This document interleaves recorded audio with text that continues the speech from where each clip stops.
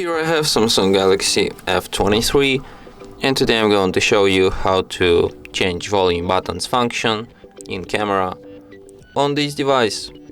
So firstly, let's open camera, then tap on the gear icon to access its settings, then scroll down a bit, go to the shooting methods, and here you can press volume keys 2. You can set it to take picture, record video, zoom in or out, or just control system volume. And that's it. Thanks for watching. If you find this tutorial useful, don't forget to hit that like button and subscribe to our channel.